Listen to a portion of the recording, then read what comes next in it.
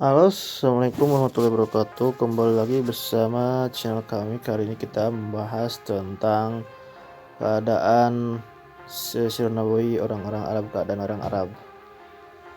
Kepercayaan masyarakat pada Islam, masyarakat di kota Mekah itu sebelum mereka menyembah berhala dan batu-batuan, mereka itu masyarakatnya menganut ajaran tauhid yang dibawa oleh Nabi Ibrahim alaihissalam, yaitu agama yang mengajarkan percaya dan menyembah hanya kepada Allah Subhanahu wa taala, Tuhan yang esa. Kemudian ajaran itu diteruskan oleh Nabi Ismail yang merupakan putra Nabi Ibrahim alaihissalam. Di antara sejumlah ajaran dan kebudayaan Islam yang terpelihara sampai sekarang ialah Ka'bah, makam Ibrahim, dan peristiwa Al-Qurban.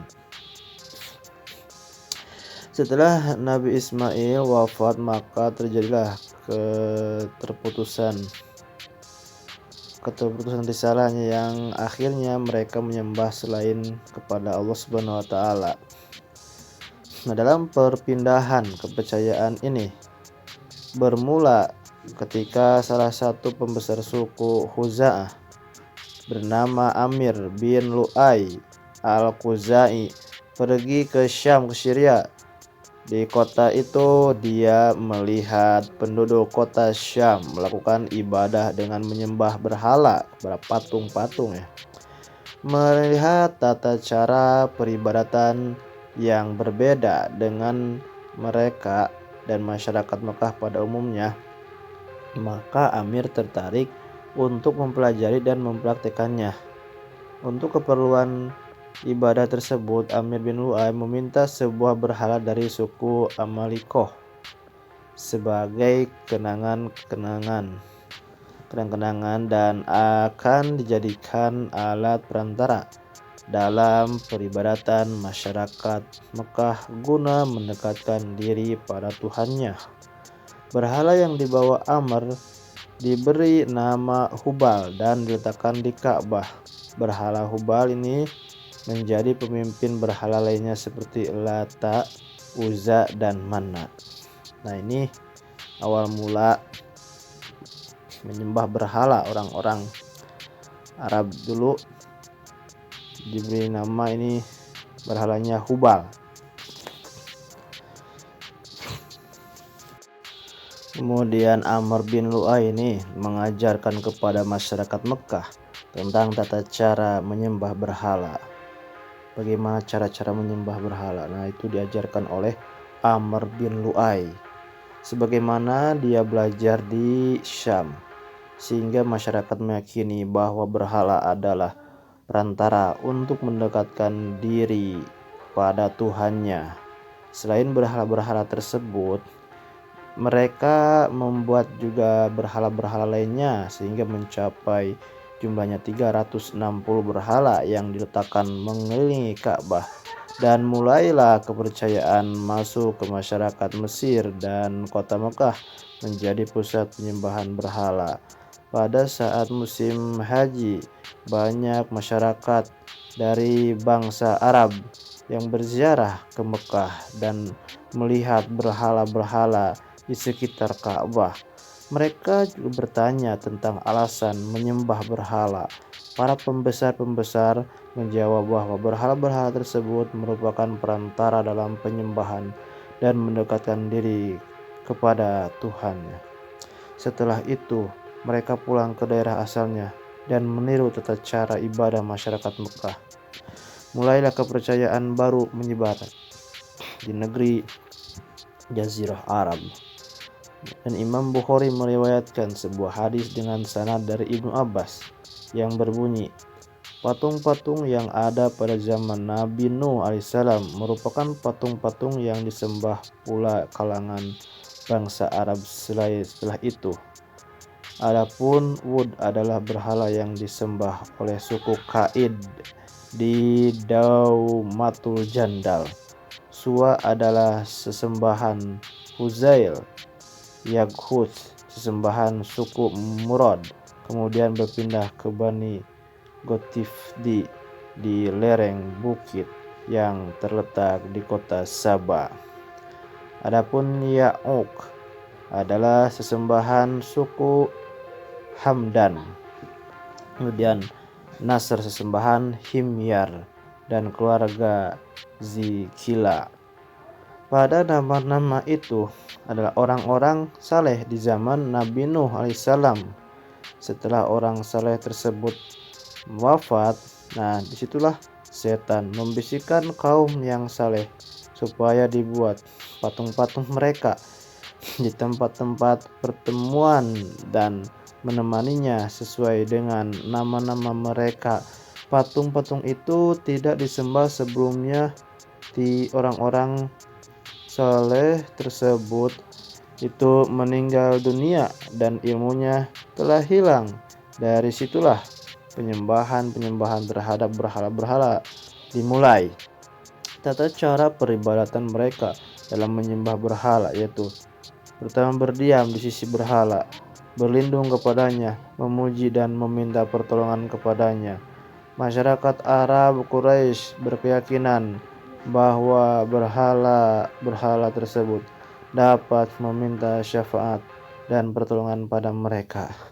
Ketika berhala mereka bertawaf mengelilingi berhala-berhala tersebut dan bersujud kepadanya, kemudian mendekatkan diri kepadanya dengan memberikan berbagai sesembahan. Ketika menyembelih hewan, mereka menyebut nama-nama berhala itu.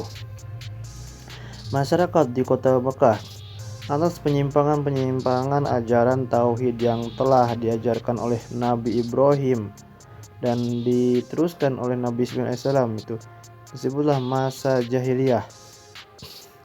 Masa bukan berarti mereka bodoh dari keilmuannya, namun mereka bodoh dari keimanan Allah Subhanahu wa taala.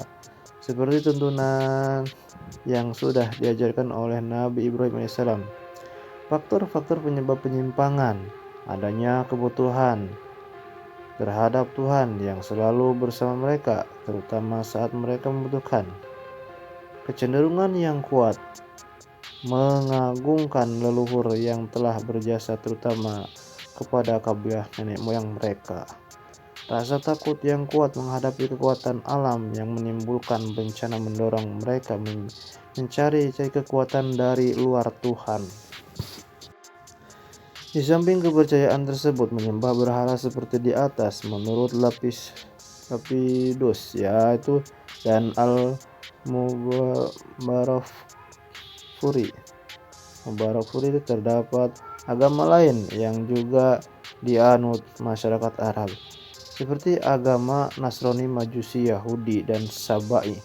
Agama Yahudi dibawa oleh bangsa Yahudi yang melakukan eksodus besar-besaran pada tahun 587 sebelum Masehi ke wilayah selatan dari Kan'an di Palestina, ke Khaybar dan wilayah Hijaz, karena saat itu bangsa Yahudi dijajah oleh bangsa Romawi. Di Hijaz itu mereka menetap di Yasrib dan Taima. Melalui merekalah agama Yahudi menyebar di negara Arab. Beberapa suku Yahudi yang berpengaruh saat permulaan Islam seperti Khaybar, Mustalik, Nadir, Qurozah, Koinuko, dan Bani Gotofan. Agama Nasrani masuk ke Arab sekitar tahun 340 Masehi. Invasi bangsa Romawi dan Habasyah Ethiopia, meskipun tidak mengalami kesuksesan dalam penyebarannya, para pemeluk agama Nasrani adalah penduduk Ghassan, Bani Taglib dan Bani To'i. Sementara agama Majusi menurut Rizqullah banyak dianut masyarakat Arab yang tinggal di sekitar Persia seperti Irak, Bahrain, Hajar, dan beberapa wilayah sekitar pantai Teluk Arab. Saat Yaman masuk berada di bawah kekuasaan Persia, agama Majusi juga pernah dianut oleh masyarakat Yaman dan Arab Selatan. Kemudian agama Sabai yang pemeluknya penyembah binatang-binatang, planet-planet dan matahari banyak berkembang dan dianut oleh penduduk Bani Khildan al-Khildaniyun, merupakan bagian dari suku Arab yang berdiam di negeri Syam, Yaman. Setelah datangnya Yahudi dan Nasrani, para penganut agama ini berbaur dengan penduduk beragama Yahudi dan Nasrani. Menurut Syafiur Rahman, mereka tidak kelihatan lagi bahwa mengalami kehancuran. Selain kepercayaan terhadap berhala, patung-patung, dan agama-agama tersebut, masyarakat Arab juga ada yang menyembah malaikat dan menyembah jin. Mereka menganggap malaikat adalah anak-anak Tuhan yang berjenis kelamin perempuan seperti ditegaskan dalam Al-Quran surat As-Saffat ayat 151 sampai 157. Dengan kondisi sosial masyarakat Arab pra-Islam, bangsa Arab dikenal sebagai bangsa ahli syair dan pemberani. Selain ahli syair dan pemberani, karakter positif Arab lainnya seperti punya semangat tinggi dalam mencari nafkah, kemudian sabar menghadapi kekerasan alam, mempunyai ketahanan fisik, kekuatan daya ingat, hormat akan harga diri dan martabat masyarakat yang cinta kebebasan, loyal pada pemimpin, pola hidup yang sederhana, ramah, dan sebagainya. Dalam bersyair, pada masa jahiliyah masyarakat Arab sangat gemar terhadap syair. Syair mempunyai kedudukan dan peranan yang sangat penting sebelum datangnya Islam. Dan syair dijadikan sebagai sarana komunikasi yang paling banyak berperan, baik di masa damai maupun di masa berperang. Di masa berperang juga pada umumnya mereka menggunakan syair sebagai alat untuk membanggakan keunggulan-keunggulan yang mereka miliki. Tokoh-tokoh ahli syair masa jahiliyah yang sangat terkenal ialah Muhalhil bin Rabi'ah at-Taqlibi, Amrul Qais, Juhair bin Abi Sulma, Lubaid bin Rabi'ah, At-Tarah bin Sadad, Nabigoh ad-Dibyani, bin Ashir bin Qais, dan banyak juga yang lainnya. Karya-karya ahli penyair ini dibacakan di tengah-tengah khalayak ramai seperti pasar ukas dan sebagainya. Di dalam semua karakter positif masyarakat alam Arab ini tertutup dengan kebodohan mereka dalam hal tauhid dan berakhlak. Adapun kebiasaan-kebiasaan buruk mereka adalah minum minuman khamr, arak sampai mabuk, berzina, berjudi, merampok, sebagainya. Mereka memposisikan perempuan pada posisi terendah karena perempuan dianggap makhluk lemah yang tidak punya kemampuan dan kekuatan untuk membela diri. Dengan demikian, laki-laki bebas menikah dan menceraikan perempuan. Kemudian ada lagi yang lebih buruknya lagi, mereka mempunyai tradisi mengubur anak perempuan mereka hidup-hidup saat masih balita karena mereka merasa malu dan terhina mempunyai anak perempuan yang dianggap lemah, tidak bisa membanggakan mereka dalam hal bekerja dan membela kaum mereka saja mereka perang. Dan pada saat itu di masyarakat Arab masih berlaku tradisi perbudakan atau menjual belikan budak-budak seperti dagangan lainnya. Kemudian kondisi ekonomi masyarakat Arab pra-Islam.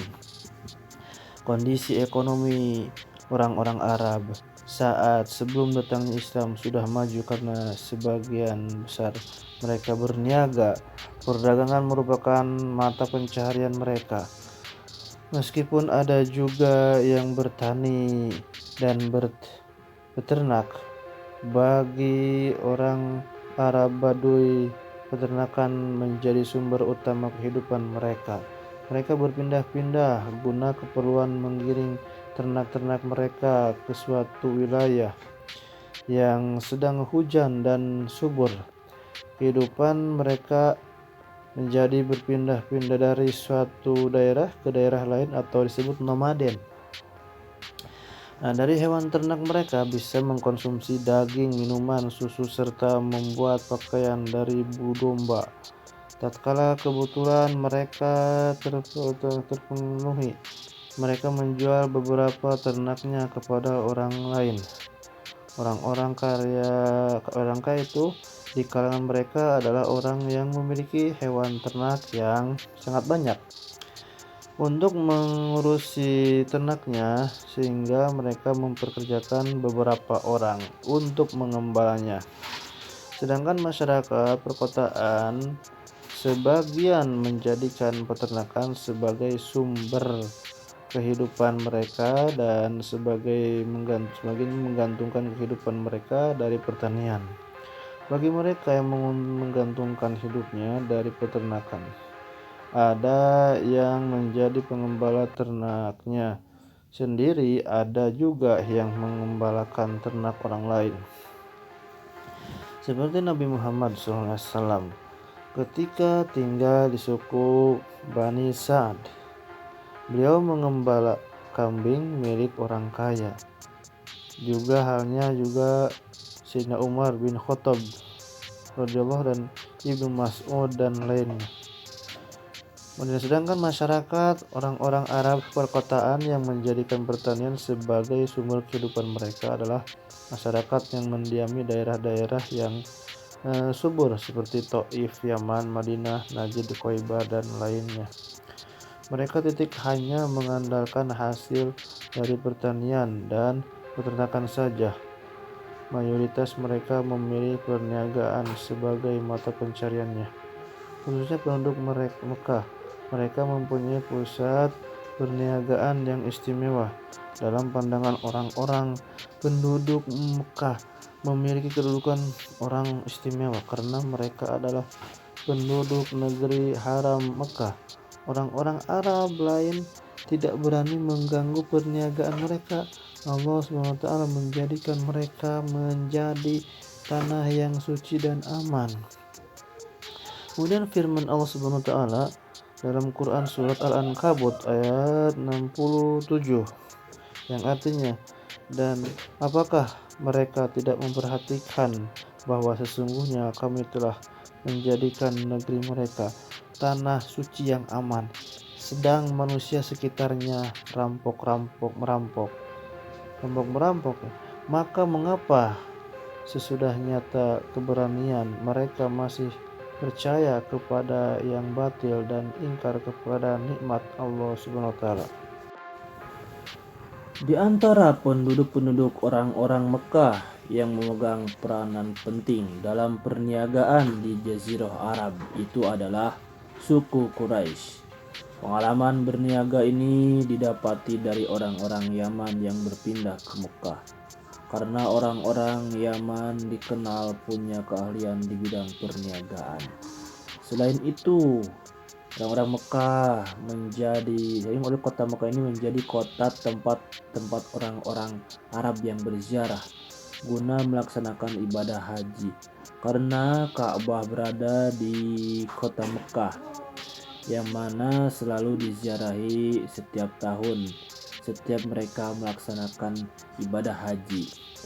Dan orang-orang bangsa Quraisy ini mempunyai kebiasaan mengadakan perjalanan perdagangan ke daerah lain-lain, dan Allah Subhanahu wa taala mengabadikan dalam Al-Quran tentang perjalanan mereka dalam usaha perdagangan yang sangat terkenal, yaitu musim dingin menuju Yaman dan sebaliknya dagang musim panas ke kota Syam. Dalam firman Allah Subhanahu wa taala Quran surat Ar-Ra'd yang 1-4 yang mana artinya, karena kebiasaan orang-orang Quraisy yaitu kebiasaan mereka bepergian pada musim dingin dan musim panas. Maka hendaklah mereka menyembah Tuhan pemilik rumah ini, Ka'bah, yang telah memberi makanan kepada mereka untuk menghilangkan lapar dan mengamankan mereka dari ketakutan. Kemudian Ukaz, Mizannah, dan Zulmajaz itu merupakan pusat perdagangan yang sangat terkenal sudah lama yang dimiliki oleh bangsa Arab, oleh orang-orang Arab. Fungsi pusat perdagangan ini bukan saja menjadi tempat transaksi perdagangan, tetapi juga menjadi pusat pertemuan para sastrawan dan orator dan penyair. Nah, disitulah mereka saling menguji kemampuan. Dari sini bisa kita bayangkan mereka tidak sekedar sebagai pusat perdagangan, tetapi menjadi pusat peradaban, kekayaan bahasa dan transaksi-transaksi sosial, sehingga bahasa Arab orang Quraisy ini menjadi bahasa yang paling banyak digunakan oleh masyarakat Arab, mudah diucapkan, paling enak didengar, serta paling kaya perbendaharaan katanya.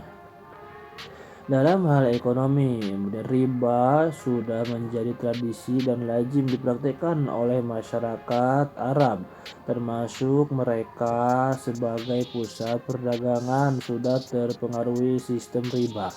Ini terjadi karena terpengaruhnya dengan sistem perdagangan yang dilakukan oleh bangsa lain, kemudian sebagai alat transportasi untuk memobilisasi barang perdagangan.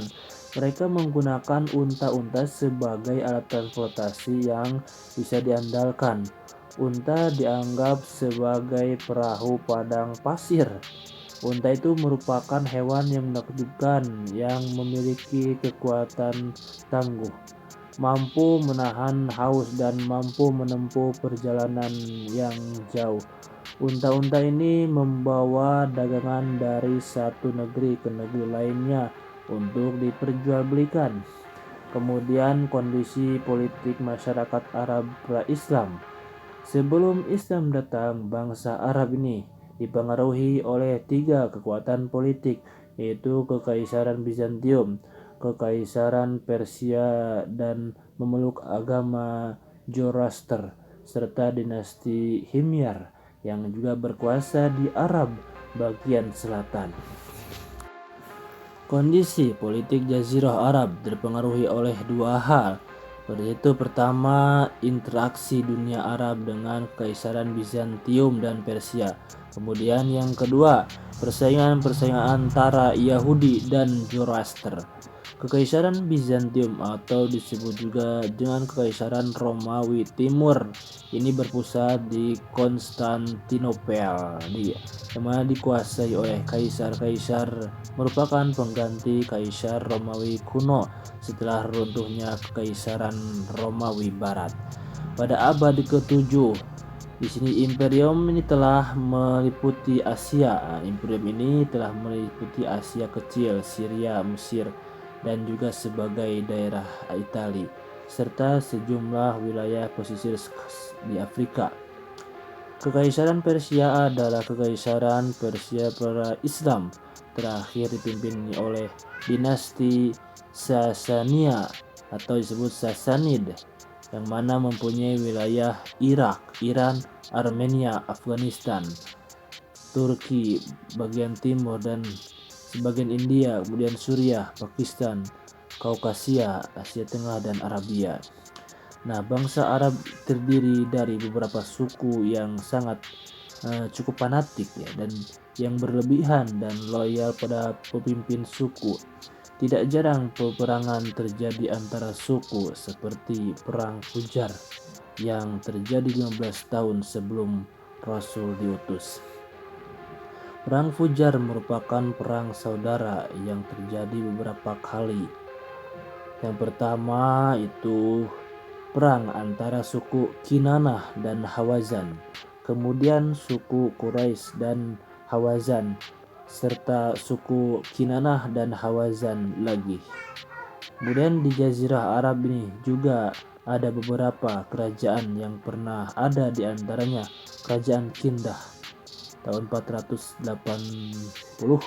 sampai 529 sebelum Masehi. Nah, Kerajaan Kindah yaitu kerajaan satu-satunya kerajaan yang berdiri di tengah-tengah Jazirah Arab. Di antara hukum yang diatur berdasarkan kabilah, raja pertama kerajaan ini bernama Hajar Akil al-Miror. Dia tunduk di bawah kerajaan Himyar di Yaman. Nah, cucunya yang bernama Haris bin Amr berhasil meluaskan pengaruhnya ke Hirah, tetapi kerajaan mereka hancur dan kembalilah kerajaannya pada kehidupan kabilah. Namun kerajaan Kindah umurnya tidak lama. Penyair yang bernama Imrul Qais, yaitu salah seorang pengarang syair-syair jahiliyah, menisbatkan dirinya pada raja-raja Kindah. Dia telah berusaha untuk membangun kembali kerajaan leluhurnya, namun gagal. Kemudian ada kerajaan Main dan kerajaan Qotban tahun 1200 sebelum Masehi sampai 700 sebelum Masehi. Kedua kerajaan ini hidup di satu zaman, di mana keduanya adalah kerajaan paling awal di Yaman, namun sejarah tentang kedua kerajaan itu sangatlah sedikit. Kemudian ada juga kerajaan Saba. Kerajaan Saba ini berdiri setelah runtuhnya kerajaan Main dan Qotban. Kerajaan Saba juga meliputi Hadramaut, ibu kotanya adalah Ma'arab, yang mana kerajaan ini menjadi terkenal karena ada dua hal. Yang pertama, adanya Ratu Balqis atau Bilqis.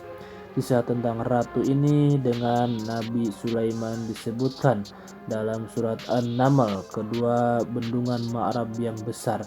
Bendungan ini menjadikan Yaman menjadi sebuah negara yang makmur dan sejahtera. Tetapi kemudian bendungan ini hancur, dan disitu terjadilah sebuah bencana air bah yang cukup dahsyat. Akhirnya orang-orang setempat banyak yang pindah ke wilayah utara. Peristiwa ini sekaligus menjadi tanda kehancuran Saba dan berdirinya kerajaan Himyar. Kemudian dalam Quran surat Saba, sesungguhnya bagi kaum Saba ada tanda kekuasaan Tuhan di tempat kediaman mereka, yaitu dua buah kebun di sebelah kanan dan di sebelah kiri. Kepada mereka dikatakan, makanlah olehmu dari rezeki yang dianugerahkan Tuhanmu, dan bersyukurlah kamu kepadanya. Negerimu adalah negeri yang baik, dan Tuhanmu adalah Tuhan yang maha pengampun. Tetapi mereka berpaling, maka kami datangkanlah kepada mereka banjir yang besar, dan kami ganti kedua kebun mereka dengan dua kebun yang ditumbuhi pohon-pohon yang berbuah pahit, pohon asal dan sedikit dari pohon sidir. Quran surat Saba ayat 11-16. Kemudian ada kerajaan Himyar, mana kerajaan ini setelah runtuhnya kerajaan Saba dan menjadikan Zofar sebagai ibu kotanya, raja-raja menggelari dirinya sebagai Sababi'ah. Kemudian Saba dan Himyar meninggalkan peninggalannya yang menunjukkan keagungan kemajuan yang dicapai dua kerajaan ini. Kerajaan ini kemudian semakin mundur di akhir-akhir pemerintahannya, sehingga ia diduduki oleh orang-orang bangsa Romawi dan disusul kemudian oleh orang Persia. Kemudian pendudukan Romawi di Yaman.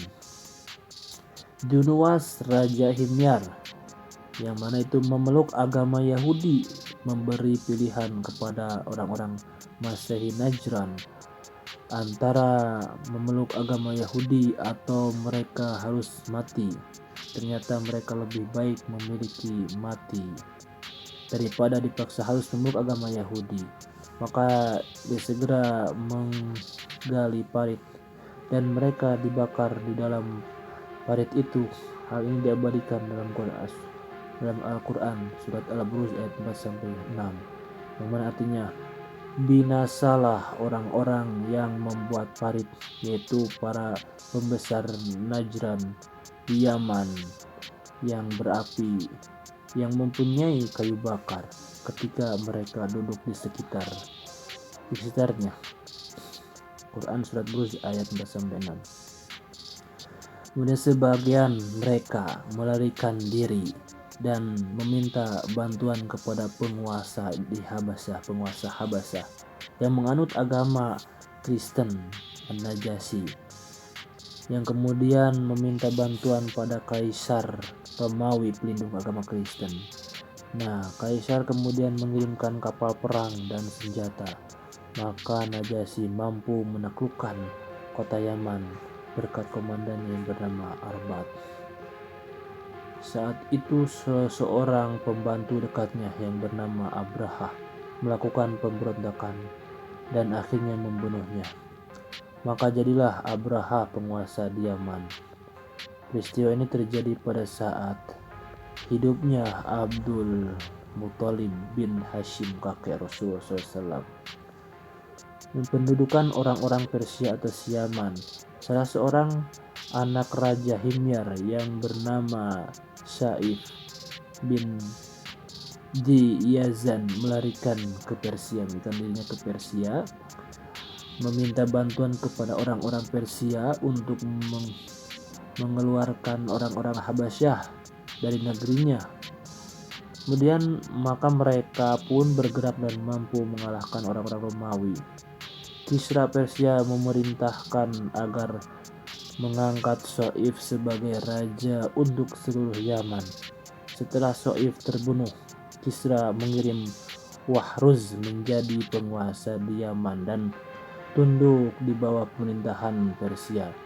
Setelah Wahruz meninggal, dia digantikan oleh anak-anaknya dan cucu-cucunya. Tatkala Rasulullah SAW diangkat sebagai Rasul, penguasa Yaman asal Persia saat itu adalah Badzan, salah seorang keturunan Wahruz. Rasulullah SAW mengajak Badzan untuk memeluk Islam. Ia menyambut ajakan itu dan masuk Islam. Kemudian kerajaan Hira, sejarah keamiran. Hira ini di tahun 1111 Masehi, sejak abad 111 Masehi, dan terus berdiri sampai lahirnya Islam. Kerajaan ini telah berjasa juga terhadap kebudayaan Arab karena warga negaranya banyak mengadakan perjalanan-perjalanan di seluruh jazirah Arab, terutama untuk berniaga. Dalam hal itu, mereka juga menyiarkan kepandaian menulis dan membaca. Karena itu, mereka dapat dianggap sebagai penyiar ilmu pengetahuan di Jazirah Arab. Kemudian adanya kerajaan Ghassan. Nama Ghassan itu yang berasal dari mata air di negeri Syam disebut Ghassan. Kaum Ghassan memerintah di bagian selatan negeri Syam dan di bagian utara Jazirah Arab. Mereka telah mempunyai kebudayaan yang tinggi dan menganut agama Masehi yang diterimanya dari bangsa Romawi, dan merekalah yang memasukkan agama Masehi itu ke Jazirah Arab. Kemudian Hijaz. Adanya Hijaz berbeda dengan negeri-negeri Arab yang lainnya. Negeri Hijaz belum pernah dijajah, diduduki dan dipengaruhi negara-negara asing. Hal itu dikarenakan letak geografis yang dan negeri ini miskin sehingga tidak menarik negara-negara lain untuk menjajahnya. Kota terpenting di daerah ini adalah Mekah. tempat Ka'bah berada. Pada awalnya Mekah dan Ka'bah dikuasai oleh Nabi Ismail. Kemudian putra sulungnya Nabi dan dilanjutkan oleh penguasa-penguasa kabilah Jurhum. Kemudian suku Jurhum diganti oleh suku Khuza'ah yang datang dari Yaman setelah runtuhnya bendungan Ma'rib dan berkuasa di Mekah selama 300 tahun. Dalam di sini suku Quraisy, kemudian abad ke-5 Masehi, suku Quraisy merebut kekuasaan Mekah dan Ka'bah dari Khuza'ah. Kemudian Mekah mengalami kemajuan di bawah kekuasaan suku Quraisy untuk mengurus Mekah dan mengamankan para peziarah yang datang ke kota Mekah. Suku Quraisy mendirikan semacam pemerintahan. Selain itu, suku Quraisy mengatur urusan yang berkenaan dengan Ka'bah, Baitullah itu.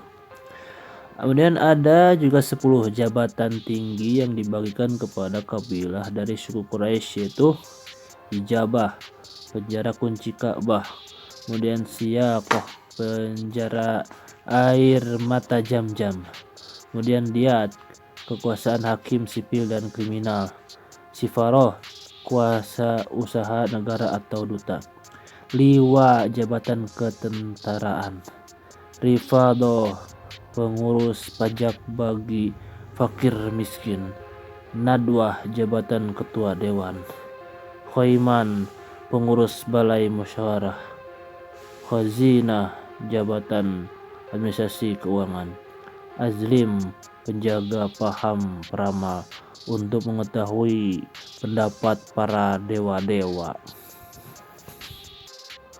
Kemudian di sini riwayat hidup Nabi Muhammad SAW.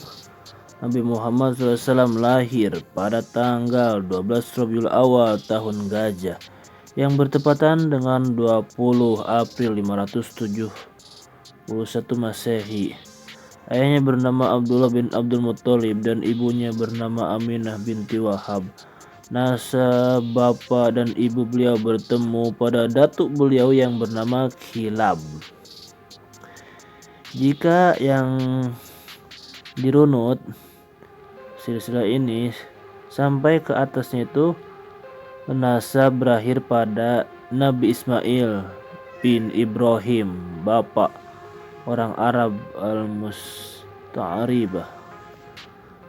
Dan ini silsilah Rasulullah SAW sangat jelas dari keturunan pemuka dan pemimpin suku Quraisy, kemana ayahnya bernama Abdullah bin Abdul Muthalib bin Hashim bin Abdi Manaf bin Qusay bin Kilab bin Murrah bin Ka'ab bin Lu'ay bin Ghalib bin Fihir bin Malik bin Nadar bin Kinanah bin Khuzaimah bin Mudrikah bin Ilyas bin Mudar bin Nizar bin Ma'ad bin Adnan. Kemudian itu adalah jalur ayahnya dan jalur dari ibunya, sedangkan dari ibunya itu bernama Aminah binti Wahab binti Abdi Manaf Aminah binti Wahab bin Abdi Manaf bin Zuhroh bin Kilab. Nah itu kasusnya ke bapaknya 1, 2, 3, 4, 5, 6. Ke ibunya 1, 2, 3, 4, 5. Ini berasal dari suku asli Quraisy, yang mana suku Quraisy adalah suku yang mempunyai kedudukan utama dalam kemuliaan dan kedudukan juga yang tinggi dalam antar bangsa Arab. Kedudukannya yang sangat tinggi ya. Menurut Syekh Khudori, tidaklah engkau dapati dalam silsilah bapak upahnya Nabi, melainkan orang-orang mulia, orang-orang terhormat. Tidak ada orang rendah di kalangan mereka, tetapi mereka semuanya adalah pemuka dan pemimpin. Bahkan ayah beliau Abdullah, putra bungsu Abdul Muthalib, dan dijuluki Az-Zabih. Az-Zabi. Karena menurut riwayat Abdul Muthalib bernadar apabila ia dikaruniai 10 anak lelaki, maka ia akan menyembelih salah satu dari mereka. Ketika diundi, ternyata diundinya jatuh kepada Abdullah. Ketika hendak disembelih, Quraisy melarangnya dan ia menebusnya dengan 100 ekor unta. Ditebus oleh 100 ekor unta, ditebus. Orang Quraisy melarangnya, lalu ditebus. Kemudian Nabi Muhammad SAW lahir dalam keadaan yatim karena ayahnya Abdullah meninggal 3 bulan setelah menikahi Aminah. Salah satu usia Abdullah kurang lebih 25 tahun. Dalam riwayat ini 25 tahun, ada yang riwayat lainnya. Kemudian Nabi Muhammad dilahirkan di rumah Abi Thalib ya, di Si'ib Bani Hashim. Perempuan yang bertindak sebagai bidannya adalah Asy-Syafa Ummu Abdurrahman bin Auf. Ketika Muhammad lahir, ibunya mengirim utusan kepada kakeknya untuk memberi kabar, maka Abdul Muthalib datang dengan gembira dan menamainya dengan nama Muhammad. Dalam awal perkembangannya, Muhammad disusui dan dibesarkan oleh kandungannya sendiri, Aminah binti Wahab. Setelah itu Nabi Muhammad SAW disusui oleh Suwaibah al-Aslamiyah, yang mana dia merupakan budak pamannya Abu Lahab. Jadi Suwaibah al-Aslamiyah ini seorang budak pamannya, yaitu Abu Lahab ya. Setelah itu Muhammad kecil disusui oleh Halimah binti Abi Zu'aib As-Sa'diyah, istri Al-Haris bin Abdi Al-Uzza. Pada usia kurang dari 6 tahun terjadilah peristiwa pembelahan dada Muhammad untuk mengeluarkan bagian setan darinya oleh malaikat Jibril, dan kejadian itu disampaikan pada ibunya. Setelah kejadian itu, tahun Nabi Muhammad SAW diasuh oleh ibunya sendiri pada usia kurang dari 6 tahun. Ketika Nabi Muhammad berusia 6 tahun, ibunya tercinta Aminah binti Wahab meninggal, dimakamkan di Abwa. Ketika ia dalam perjalanan pulang bersama Muhammad dan ditemani oleh Ummu Aiman, menurut mereka setelah mengunjungi paman-pamannya dari Bani Adi bin Nazar di Madinah sepeninggal ibunya. Menurut Syihab, Muhammad kecil diantarkan oleh Ummu Aiman kepada kakeknya Abdul Muthalib. Sejak itu Nabi Muhammad SAW di bawah pengawasan dan asuhan Abdul Muthalib. Abdul Muthalib sangat menyayangi Muhammad melebihi anak-anaknya sendiri. Namun 2 tahun setelah itu Abdul Muthalib wafat karena sudah usia lanjut. Saat itu usia Muhammad 8 tahun. Saat itu usia Nabi Muhammad 8 tahun. Nah, tanggung jawabnya kembali 2 tahun selanjutnya beralih kepada pamannya, itu Abu Thalib. Meski Abu Thalib bukanlah orang kaya, tetapi ia cukup perhatian dalam merawat dan mendidik Nabi Muhammad SAW hingga dewasa. Meski Abu Thalib memiliki banyak anak seperti juga Abdul Muthalib. Nah, Abu Thalib ini adalah seorang tokoh yang disegani dan dihormati orang Quraisy. Muhammad berada dalam asuhan dan lindungan Abu Thalib hingga tahun ke-10 kenabian. Setelah itu pamannya meninggal. Nah, Nabi ini berada dalam asuhannya. Kemudian usia muda, Nabi Muhammad SAW hidup sebagai pengembala kambing keluarganya dan kambing penduduk Mekah. Melalui kegiatan pengembalaan ini, dia menemukan tempat untuk berpikir dan merenung sini. Kemudian dalam suasana demikian, dia ingin melihat sesuatu di balik semuanya. Pemikiran dan perenungan ini membuatnya jauh dari segala pemikiran nafsu duniawi, sehingga terhindar dari berbagai macam noda yang dapat merusak namanya. Karena itu sejak muda dijuluki Al-Amin, orang yang terpercaya. Kemudian sini juga Nabi Muhammad SAW berusia 12 tahun, beliau bersama pamannya Abu Thalib melakukan perjalanan ke negeri Syam, berdagang bersama rombongan kafilah para saudagar dari Mekah, dan bersama orang-orang dari Mekah. Setibanya di Basrah, diawasi oleh seorang pendeta yang dikenal dengan Buhairo, meski nama sebenarnya adalah Georges. Setelah rombongan Abu Thalib berhenti dan beristirahat, Buhairo menemui mereka layaknya menyambut tamu. Setelah itu ia menjelaskan kepada Abu Thalib bahwa anak ini akan menjadi utusan Allah. Buhairo mengenalinya dari sifat-sifat kenabian pada diri Nabi Muhammad SAW yang ia lihatnya dalam kitab-kitab suci mereka. Setelah itu Buhairo menyarankan kepada Abu Thalib akan membawa pulang kembali anak tersebut ke Mekah sebelum sampai Syam, karena Buhairo khawatir dirinya akan dijahati oleh orang-orang Yahudi. Kemudian beliau dibawa pulang kembali ke Mekah bersama para pembantunya. Perkataan ini sering diucapkan ahli kitab Yahudi dan Nasrani sebelum Rasul diutus. Firman Allah Subhanahu wa taala dalam surat Al-Baqarah ayat 9, maka setelah datang kepada mereka apa yang telah mereka ketahui, mereka ingkar kepadanya, maka laknat Allah atas orang-orang yang ingkar itu. Ketika mereka berusia 20 tahun terjadilah perang Fijar, yaitu perang di antara Kinanah yang bersekutu dengan Quraisy melawan Qais. Namun peperangan ini dimenangkan oleh suku Qais.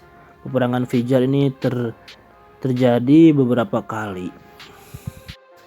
Nah, di usia 25 tahun Nabi Muhammad SAW pergi ke Syam memberdagangan saudagar wanita yang kaya raya. Perempuan yang terhormat dan kaya yaitu Khadijah binti Khuwailid. Dalam catatan sejarah ini, Siti Khadijah ini adalah seorang saudagar janda yang kaya raya, memperkerjakan lelaki menjalankan usaha dagangannya dengan sistem bagi hasil. Kemudian ketika Khadijah mendengar tentang kejujuran Nabi Muhammad SAW dan perkataannya yang benar, sehingga kaumnya menjulukinya dengan sebutan Al-Amin, orang yang terpercaya, maka ia tertarik untuk memperkerjakan Nabi Muhammad SAW untuk menjalankan perdagangannya ke negeri Syam khususnya. Di perjalanan perdagangan, Nabi Muhammad SAW ditemani oleh satu pembantu yaitu Khadijah yang bernama Maisyarah. Nah, ini tawaran tersebut diiakan oleh Nabi Muhammad SAW dengan sistem bagi hasil. Berangkat ke Syam yaitu menjual barang dagangan Khadijah. Kemudian diketahui bahwa Nabi Muhammad SAW berhasil menjual barang dagangan Khadijah hingga memperoleh keuntungan yang besar. Banyak pedagang menilai cara Nabi Muhammad SAW berdagang dilakukan dengan penuh kejujuran, sangat jujur dan tanggung jawab.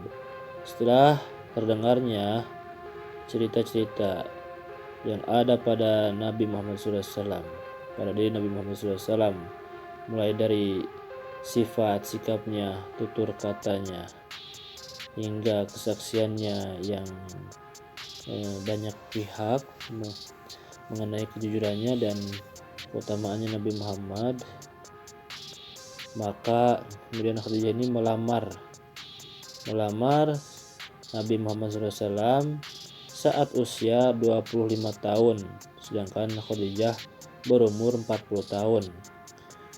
Sebelum menikah ini, Nabi Muhammad SAW, Khadijah adalah seorang janda yang mempunyai anak 2 yang meninggal sebelum dewasa. Dari perkawinannya dengan Khadijah, Nabi Muhammad SAW dikaruniai beberapa anak, yaitu Qasim, Abdullah, Zainab, Ruqayyah, Ummu Kulsum, dan Fatimah. Kemudian Nabi Muhammad SAW hidup bersama Khadijah selama 25 tahun dan tidak pernah menikah dengan perempuan lain selain Khadijah masa hidupnya.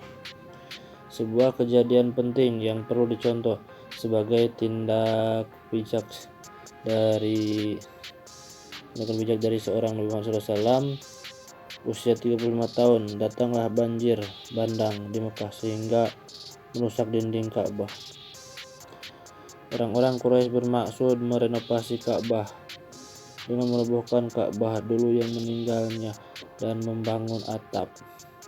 Berkumpullah suku-suku Quraisy untuk merencanakan pembangunan itu. Akan tetapi mereka takut merobohkannya karena kedudukan Ka'bah di hati mereka. Maka Al-Walid ibnu Mughirah berkata, apakah dengan merobohkannya kalian ingin memperbaiki atau merusaknya? Kemudian menjawab, mereka itu ingin memperbaikinya. Al-Walid berkata, sungguhnya Allah tidak membinasakan orang-orang yang memperbaikinya. Maka disitulah Walid mulai merobohkannya dan mereka mengikutinya. Orang-orang Quraisy ini membongkar dan merobohkan Ka'bah hingga mencapai makam Ibrahim. Maka mereka keluarkan hijir darinya dan memulai membangun dinding Ka'bah. Adapun yang pemimpin pembangunan ini adalah seorang tukang kayu yang bernama Bakhum. Pemuka Quraisy membawa batu-batu di atas leher-leher mereka. Di antara mereka adalah Abdullah al-Abbas dan Rasulullah SAW. Kemudian untuk setiap rukun ini dikhususkan sekelompok pembesar yang menyangkut batu-batu ke situ, kemudian membangunnya kembali. Pembangunan sudah sampai pada peletakan kembali batu Hajar Aswad, maka mereka bermaksud meletakkan Hajar Aswad pada tempatnya semula. Kemudian para pemuka mereka itu berselisih tentang siapa yang berhak meletakkannya. Nah, mereka berebut melakukan hingga nyaris berkobar api peperangan di antara mereka. Kemudian perselisihan ini terjadi selama 4 hari 4 malam. Perselisihan itu memuncak dan dikhawatirkan akan memicu terjadinya peperangan antara suku Abu Umayyah al-Mughirah dan Abu Mughirah al-Makhzumi, paman Khalid ibnu Walid yang merupakan orang tuanya kalangan orang Quraisy, berkata, hai kaumku, janganlah kalian bertengkar dan putuskan siapa yang kalian ridhoi keputusannya. Kemudian mereka jawab, kami serahkan urusan ini kepada orang pertama yang masuk Ka'bah melalui pintu, ya. Dan kemudian disetujui mayoritas kabilah.